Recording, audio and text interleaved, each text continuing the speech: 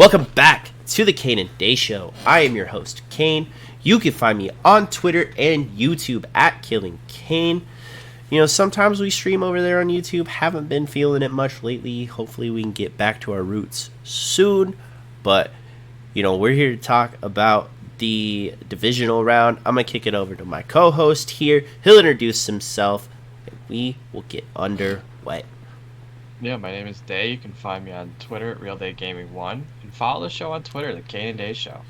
Do it, guys. It's great. Really there. lacking this weekend. It was. You know, I had a lot of things come up this weekend. My kid was sick. Stayed up all night, you know, the whole 9 yards. So didn't catch much football this weekend, but when I did, it was good. I had football on one and caught on the other. That's fair. Also, if you're watching on YouTube, go ahead and subscribe to the channel. Helps us out tremendously. And turn the bell notification on so you know when our videos go live. That way, you could be one of the first people to see it. So, let's get in to the divisional round this weekend. There was a couple games where it was like, yeah, this should be a cakewalk. And then, you know, madness ensue. Speaking of which, probably the Chiefs and Jags game. I did think coming into this week, Jacksonville had a good shot of keeping pace with them. But, you know, it really helped when Mahomes went down. And not good that he's got a high ankle sprain, so we'll see how that travels into next weekend. But Jacksonville did okay. A lot of things. They made it close.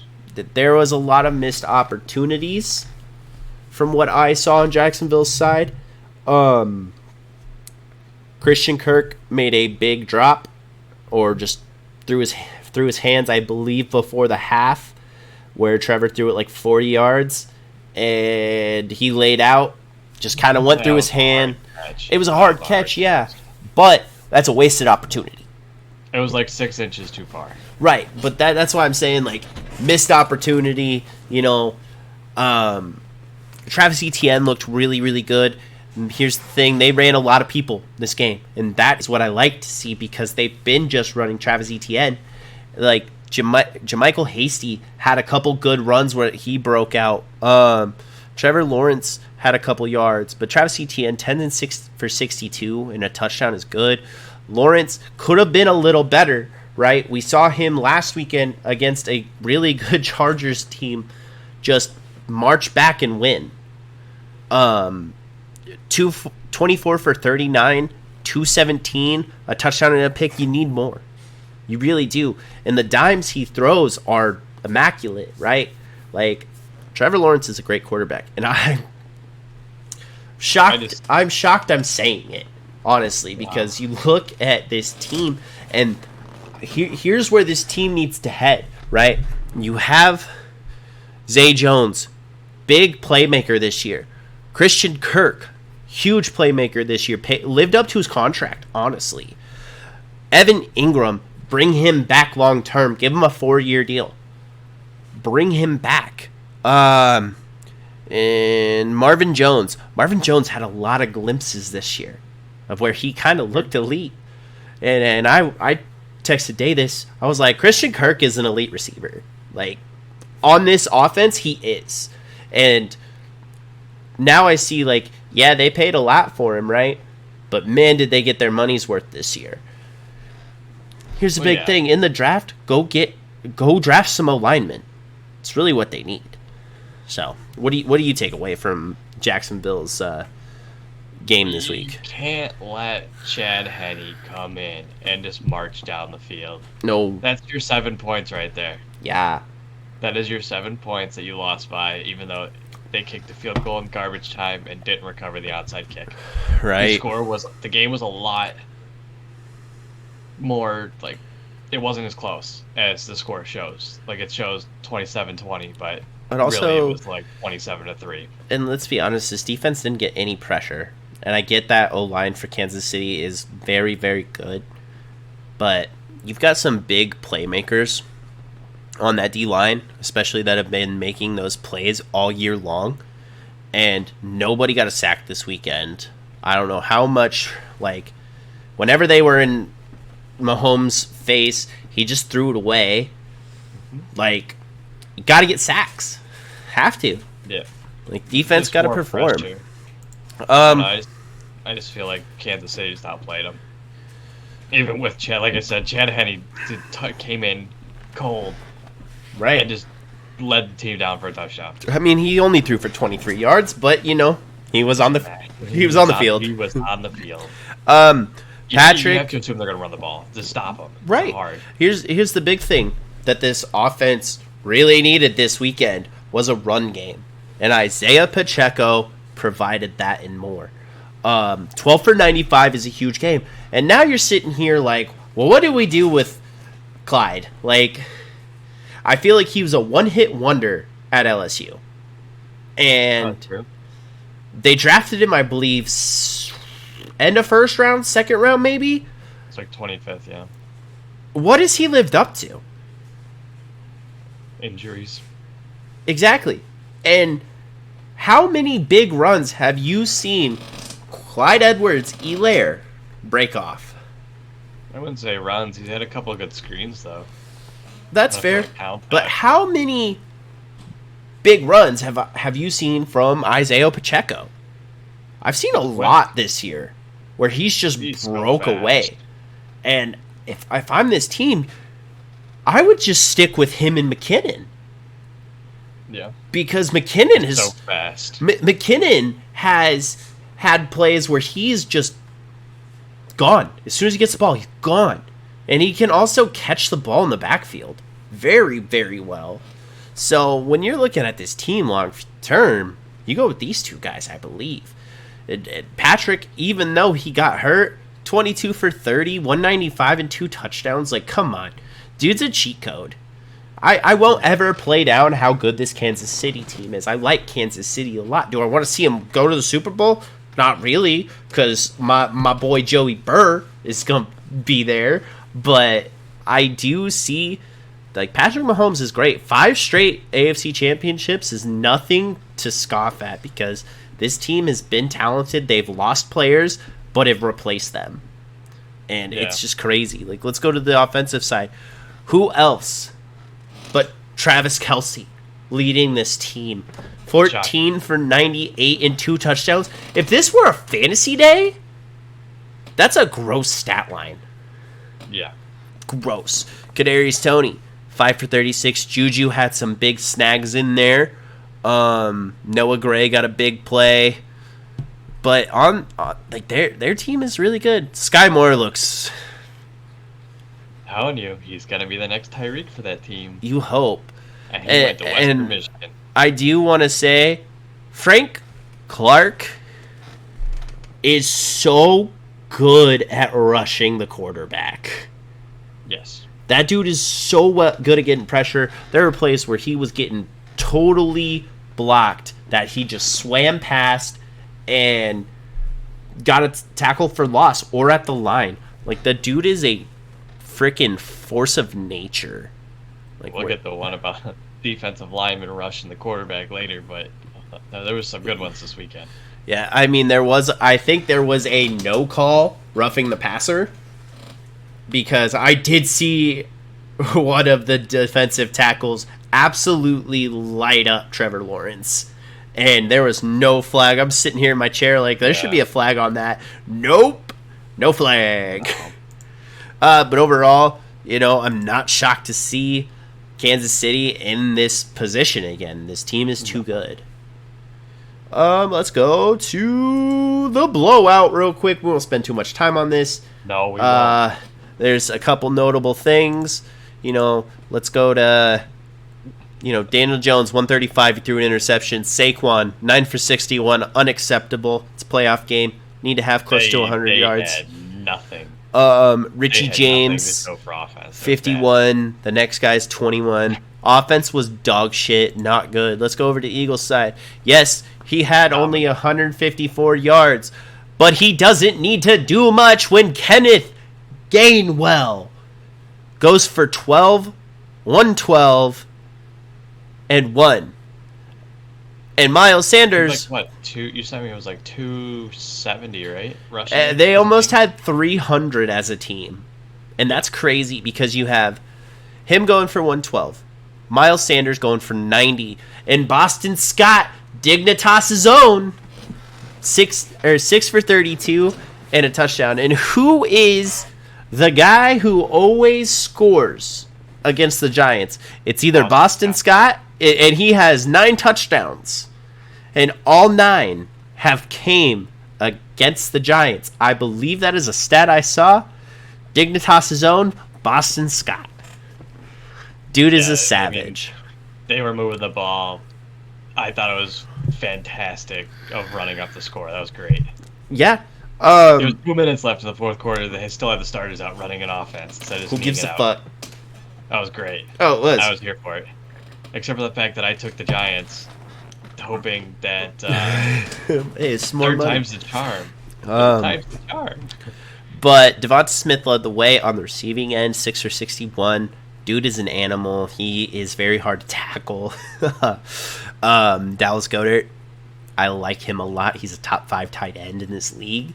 And this offense clicks. A.J. Brown had a down day, but when your offense runs for almost 300 yards, you don't have to do much throwing the ball. And here's the thing. This is going to look a lot different against the 49ers. It really is. This team is going to come out of its shell. A.J. Brown is going to have a career game in the playoffs. And Devonta Smith's going to be right there with him. And they are going to throw the ball a lot. And I think they will succeed. Because the game's either going to be really boring or really great. Right. Like and last night. Last night was bad. And I want to talk about this defense. That's 3, 4, 5 sacks and a pick on the day. That defense. And you know what? I'm going to say it. I am going to say it. Where are you guys at now? Saying the Giants are going to fucking win. Where are you at now, guys? I wasn't wrong. I got berated last week because I said, hey, everybody forgets that the Eagles are still here. They're the number 1 seed, basically. And I got, Eagles ain't shit. They suck. 49ers are better. 49ers are better. Like, where y'all at now? They put out the best score of the weekend against a playoff team. They had the easiest team this week. That's true. That is true. But still, it's still tough to put 38 on a team. Like, and they did it with ease. So, like... Oh, yeah, that game was over at halftime. Yeah. Again, for the third straight. There you go. Fly, Eagles, fly, baby. I want my prediction to stand. All right, let's go to the next team. And this Bills team really let down. You know, you see the reports that, what's his name? Stephon Diggs leaves the locker room, screams at Josh Allen. You know, Duke Johnson had to bring him back. Then he left again. It's like, yeah, emotions are high. Like, a lot of that sounded over dramatic, to be honest with you. Right, but here's how this Bills season went. Right, you get Von Miller. You start out the season amazing, and Kansas City at home. Yeah, like you started all of this season really, really well. Lots of injuries happened on this Bills team. DeMar Hamlin happened to this Bills team. Like, yes, they're out there playing for him. Like, that was, it's seen, yes, they had a really bad day, but they were out there playing for him.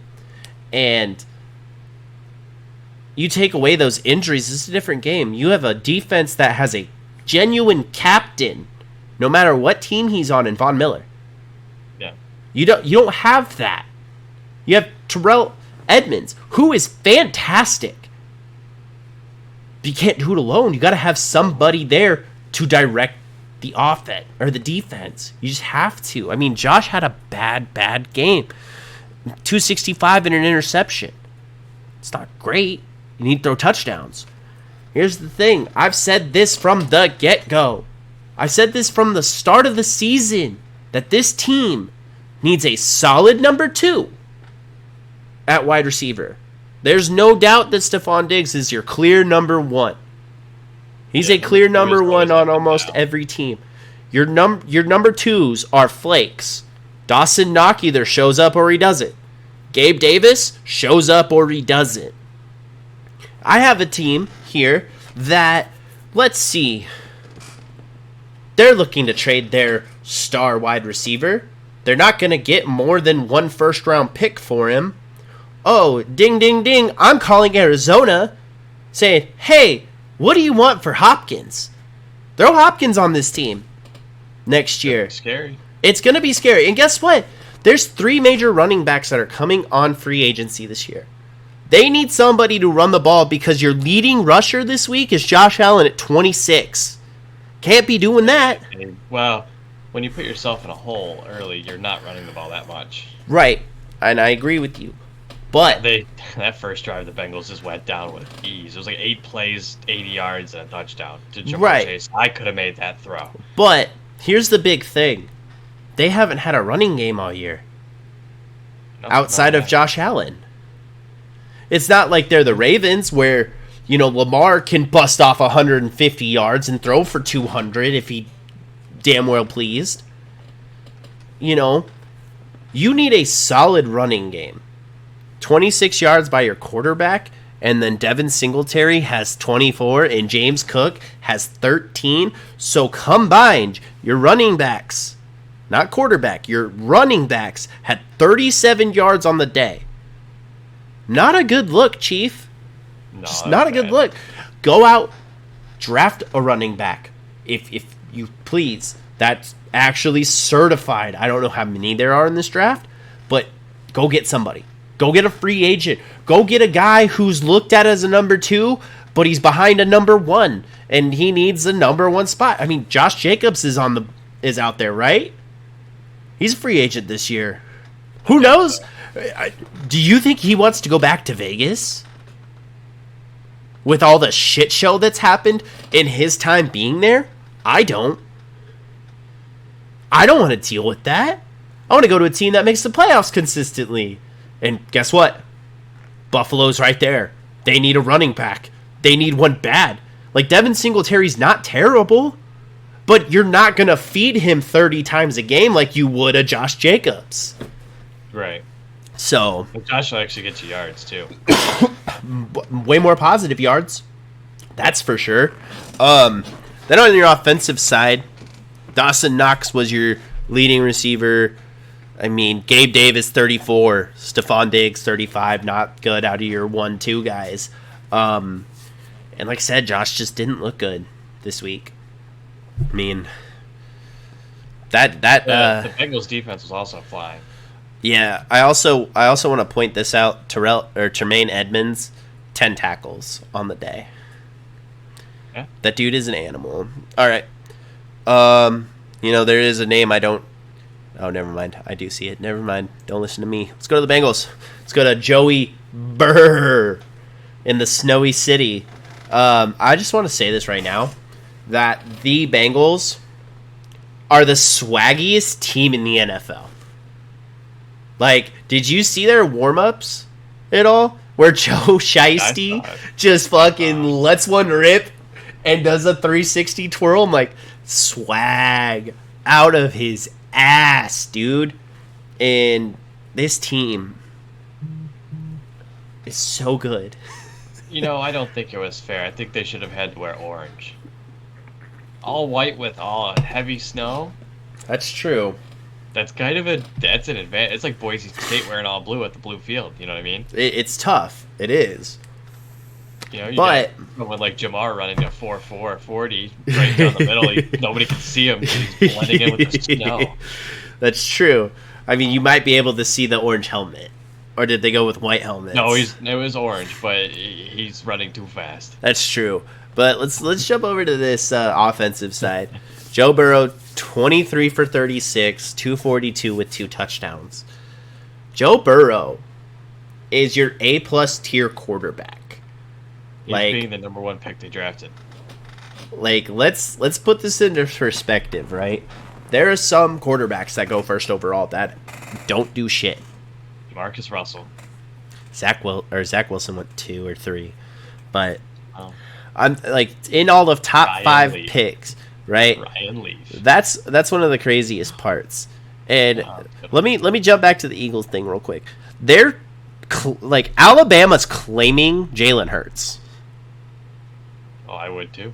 They're like, he's the first Alabama quarterback to win a playoff game in like 30 years. It's like, he came out of Oklahoma because Nick Saban didn't want him anymore.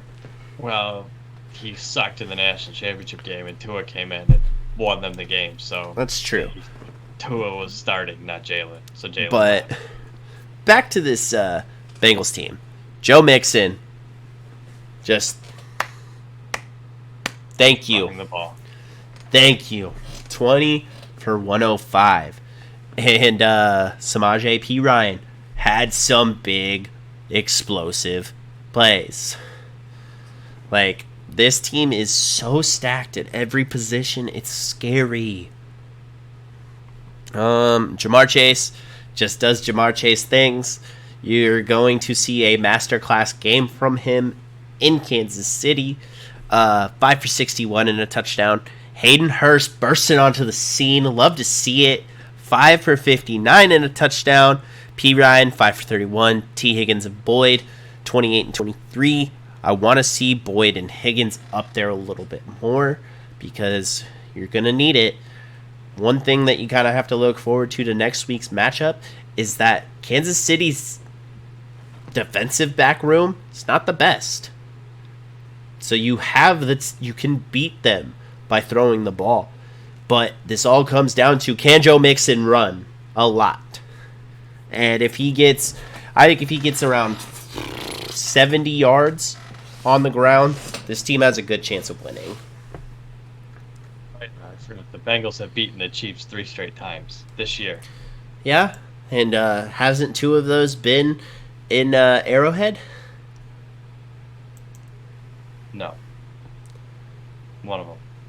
It was a AFC championship last year.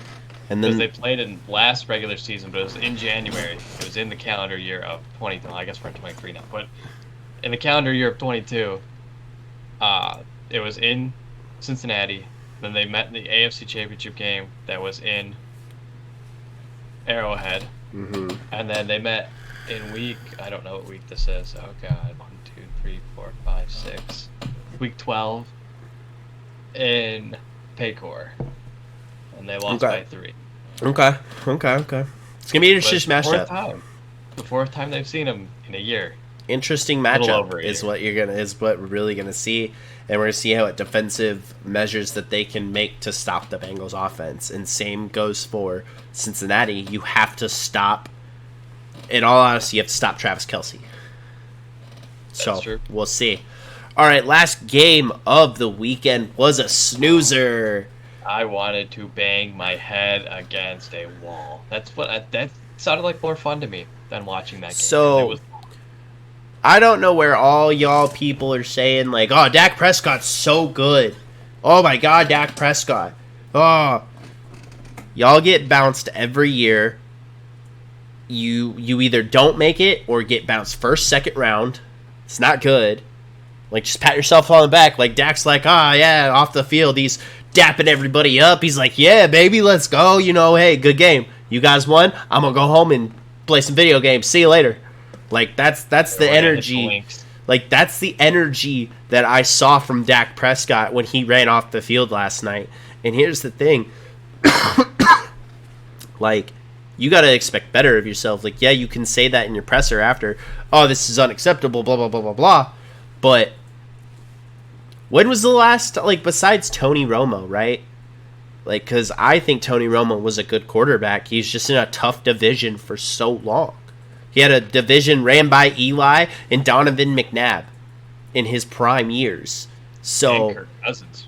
Right. So, started Kirk Cousins. Every time that Dallas has tasted that sweet, sweet nectar of being really good, they get ego checked. And it's not good. Like, Dak Prescott, 206 for a touchdown and 2 interceptions. Come on, Dak. Wow. So the one pick was a jumped route on a curl. Uh-huh. Where the defensive back made a great catch. Right. Because that ball was overthrown. It was high. But still. That was a great catch. And then the second pick, it was another jumped route, but Denzel Ward couldn't catch it. and it happened to tip drill right to the other defender. Yes, I did see that. That. That was just unlucky. Like, I don't think that one is on Dak. That ball was actually thrown really well, I think. Here's the thing. It was low. Hey, remember how do we talk about Josh Allen? Right? When he throws picks, they lose. Exactly. It doesn't. But I'm saying that second one is not specifically on Dak, in my opinion. That's true, but the guy actually guarding the receiver, because I forgot who he threw it to. The guy actually guarding the receiver couldn't catch it. Yeah. He could dip it, but he couldn't catch it. It's just unlucky that there was a second defender that was also right there. Right. To catch it. Let's also not forget that I believe Brett Mayer missed he didn't miss. No. He got saved. He got a PAT blocked. So that's 5. That was 5 in a row. So he's lucky it was blocked, because that bitch came out sideways and was not going to be close. Yeah. Yeah, exactly. And I was in a call with a bunch of Cowboy fans. Oh, it was great. I'm sure it was great. I'm like, that left hash is a curse for him. Yeah. And every time they scored or had a field goal attempt, it was on the left hash. He couldn't escape it. He literally couldn't escape it yesterday. It was great. And it's really bad because he's been a great kicker. And he's probably getting... He's either up for contract or getting cut. I mean, he missed... Before the playoffs started, he had missed 5 extra points in 5 years. And he missed... 8, sorry. He missed 4 in a row last week. 5. Well, 5 because of... Technically, yes. Count. Right. He missed 5 in 2 weeks when he's only missed 8 in 5 years. Oh, yeah, it's crazy. That is called... in baseball, we call it the yips. Oh, yeah. The tipping yips. Yep. Yeah. Because, like I said, he got saved from missing because it was blocked. But that guy that defender who blocked it was left of center. Well, I guess from the camera angle, he was lined up, obviously, flipped. But right. That guy had no business on the left hash. Touching the ball. No business touching the ball. No, but no. Like I said, watch the kick. It was sideways. Right. No, it was not good. It was going way left. Hit me with this. Hit me with what you think this wide receiver room has done. So I want to hear your first take about this wide receiver room, because I've got a pretty interesting one. Doesn't throw the ball to anybody that. Well, now that fantasy football has been over, he's been throwing to Dalton a lot more. But where was Ty yesterday? Nowhere. I'm gonna search. Yes, he did. He had 1 for 15. Okay. I'm gonna circle into Ty here. Why do you have 2 offensive linemen in front of him if you're not gonna throw him the fucking ball when your season's on the line? You're talking about the last play? You put Zeke snap the ball. You had Zeke under center, and he's another guy. He sure did. That's another guy I want to talk about here in a minute. But you have 2 offensive linemen blocking for T.Y. Hilton. And you throw it over the middle. He didn't even get the first down. When you could also get the ball to T.Y. and he can run out with 1 second on the clock. That was Turpin, right? That got the catch? Yeah. He got lit. He sure did. Right as Zeke is getting pancaked, Turpin's getting lit up. I think they have it where it's in the same frame. And here's another thing. Let's go. CeeDee Lamb, phenomenal game. 10 for 117. 13 targets. I mean, I hope you have a good game. But Dalton had 10. You have Dalton Schultz, who only had 27 yards. You had Noah Brown, who has 10 targets though. Who showed that he was good. You went and picked up T.Y. Hilton. Hold on. How many balls were thrown to Michael Gallup? 3. Okay.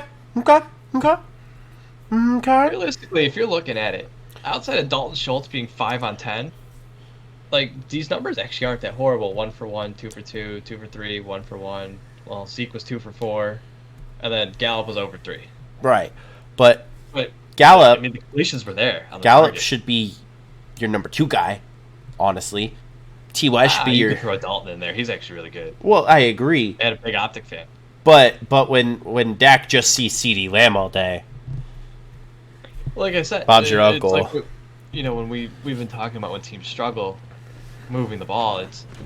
like I see 37 attempts, and here's 23 of them to 2 guys. Right. One's a tight end. Right. And only caught half of them. Exactly. That's 23 out of 37.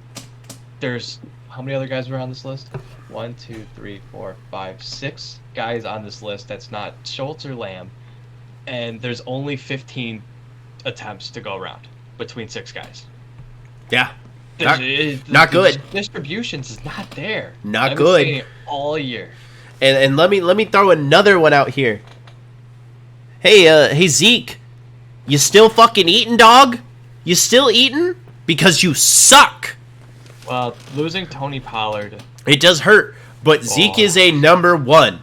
When I saw him go down and not get back up, I was like, that's not good. Like, let's put this into perspective. Zeke out of Ohio State was amazing. Absolute game changer.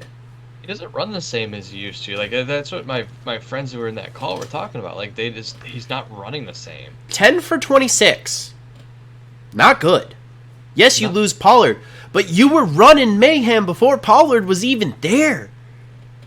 You got one of the highest contracts for a running back to run 26 fucking yards in a divisional game against the best defense in the league. Like, you should be that person that should be like, you know what? Load's on my back today, boys. Let's go. That, as you said, distribution. That's 10, 16, 22 rushing attempts to 37 passing attempts. When you have a phenomenon running back in Ezekiel Elliott, who, as I heard earlier, he's a short yard guru now, because that's all he does is get short little gains. He doesn't bust one for 30 anymore. Haven't seen it all year. Where the fuck you at, Zeke?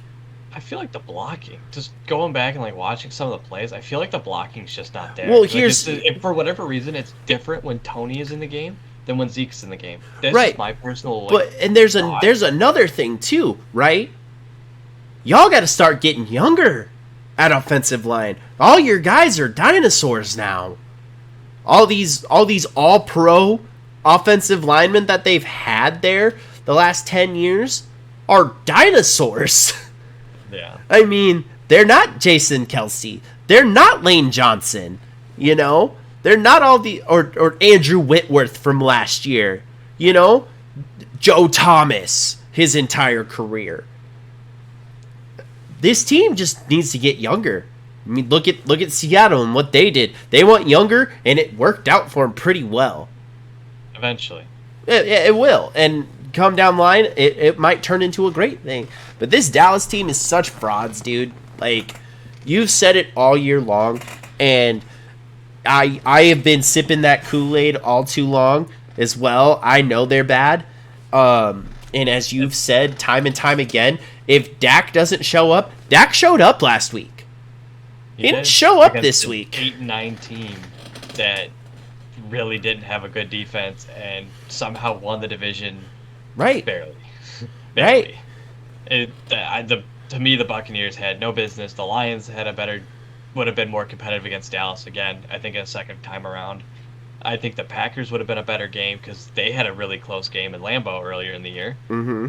I agree. I mean, just pick any other team that was like in the hunt that had a better record than the Buccaneers, and I think that they have a competitive game like last night. Like, last night's score was close. It was. Dallas's defense, Micah Parsons, manhandled that offensive lineman. He threw him with one arm over his shoulder. It was incredible. Yeah. But the defense showed up. The offense didn't. No. And because they did end up getting that. Outside of CD, it was nowhere to be found. Ray fumble. Mm-hmm. Ray fumbled on the punt return. Special teams in a playoff game is huge. Right. And to be fair, on the first interception, they held them to a field goal, which was, at the time, I was like, well, that's a huge stop. Starting in plus, having your defense start in plus territory. Mm-hmm. You need them to hold them to 3, that's great. That's a win. That was a win of a defensive series. Right. And then you get the fumble. The Tides turn. I'm pretty sure they scored. That's how they scored their touchdown. Was off that turnover from Ray. And they were only down 1 in the turnover battle. Right. Mahomes is, like I said, special teams. Like that's huge. You got to win the turnover battle, and they didn't. And they lost by 7. And now let's round this out with 49ers. Brock Purdy's still undefeated. So that's weird. They are still undefeated with Christian McCaffrey. So I just want to put this out there. Like even if they lose or they go to the Super Bowl, like I think you rock with Brock Purdy next year. Trey Lance, I don't know. I still think Trey Lance is such a project, and he's so raw that in his like rookie deal of 4 years, he will not figure it out with this team. Yes, Kyle Shanahan is the quarterback whisperer. We have said this time and time again, and we have seen it time and time again from this man. But I think you throw Brock Purdy out there, guess what? They're going to have way more trust in Brock than they probably will in Trey. And, you know, I have more confidence in Brock Purdy going to Iowa State and playing in the Big 12 than I do with Trey Lance playing at North Dakota State. And just for all you stat nerds out there, like your boy here, the last time Jalen Hurts and Brock Purdy played each other, it was a 43-42. Yeah, I thought it was 43-1. It don't matter. Brock Purdy threw 5 touchdowns in that game. So did Jalen. No, Jalen had 3. It was still a shootout. It was. It was a Big 12 shootout. That's what it was. Exactly. That is not what next Sunday is going to be. Next Sunday is going to be a 24-21 game. It is going to be tight because both of those defenses fly. But let's jump into this. Brock Purdy, 19 for 29. That's good completion on attempts. 214. No touchdowns, though. But, man, oh, man, this pass-catching room. George Kittle is the second coming. I love George Kittle. He makes football fun. It was amazing. Bobble off his forehead and then snagged it before Diggs could punch it out was incredible. And the fact that he also swim moved, getting hit. Yeah. After he caught it was fantastic. Debo, 445. Ayuk, you need to show up next week if you want to win against this Eagles team. Running backs, you had about 86 yards on the day from them, or you had around 100 when you count the other. But your main backs, Elijah Mitchell and Christian McCaffrey, pretty much had 56 or 86 yards on the day combined. Not great. Christian McCaffrey needs to be that workhorse. And you know what? It's gonna be a hard fought battle to watch, and it's gonna be great. And we're gonna come in talking about it and probably be stoked about it. So let's get predictions real quick of this coming weekend of the AFC and NFC championships. Ben, who do you have? Bengals versus Kansas City. I have the Chiefs. Okay. I've got the Bengals winning by 10. I do. Jamar Chase is going to have a masterclass game. I have the Chiefs by 6. And then Eagles. Specifically. And Eagles 49ers. And here's my big kicker for this game. Coming to Philly is going to be a nightmare. Philadelphia fans are crazy. And this game is going to be very loud and scary. So I have the Eagles. 21. I have the Eagles as well. So I think it will be Eagles-Bengals.